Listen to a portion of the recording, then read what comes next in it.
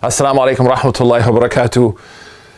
I know a lot of you are freaking out right now. The reason you're freaking out is because you're like, oh snap, who's going to pray the Eid prayer? Then you look in the mirror and that's the answer. Or if you're in a big family, someone's going to have to lead the Eid prayer. Or if you're with your roommates, someone's going to want to lead or have to lead the Eid prayer.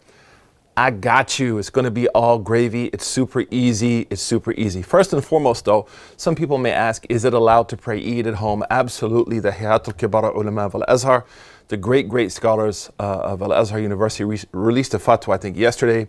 But even in the classical books of fiqh, the majority allow us to pray the Eid prayer at our home, alhamdulillah, whether in a group or by ourselves.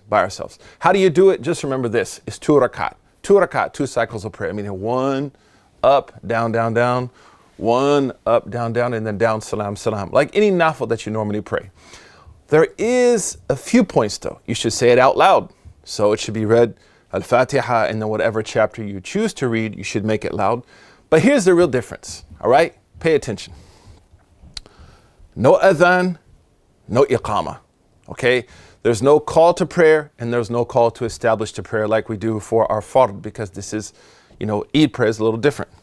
So we start, we say, Allahu Akbar. Now normally in any regular prayer, say Allahu Akbar, and we go straight into Surah Al-Fatiha. However, for the Eid prayer, you're going to do this 7 times before you read Al-Fatiha in the first rak'ah. In the second rak'ah, when you come up, you're going to do it 5 times. Let me walk you through it, all right? Allahu Akbar. Allahu Akbar.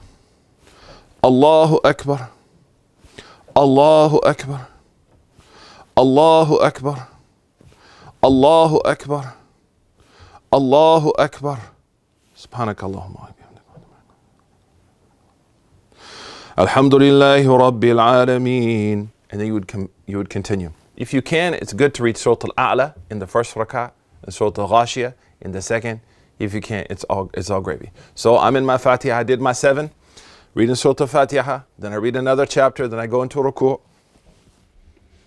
come up, go down, jalsa, sujood, right? And stand up. And as I'm standing up, Allahu Akbar. And now I do the 5, right? Add 4 to this. Allahu Akbar. Allahu Akbar. Allahu Akbar. Allahu Akbar. Alhamdulillahi Rabbil Alameen. That's the only difference. That's the only difference, mashallah, mashallah. So that's how you do it. One more time. You start out, Allahu Akbar, add 6, right? Second time I'm coming up, Allahu Akbar, I add 4 to make it 5. You're going to hear some differences in how many you do. If you forget or add, it's okay. This is not going to invalidate your prayer. I remember one time when I first did one of my first Eid prayers, I was so nervous, and I did like 4. Probably did 4.5, you know what I'm saying? That's how nervous I was. And this dude behind me went off. There's no need to go off, because this is not an integral of the prayer. So if you add or take away, it doesn't invalidate your prayer. You're going to do a great job. What I encourage you to do is practice the night before. You know what I'm saying? If you're going to lead the prayer, practice the night before. So just work on it, lock it in. You're going to do fine, inshallah.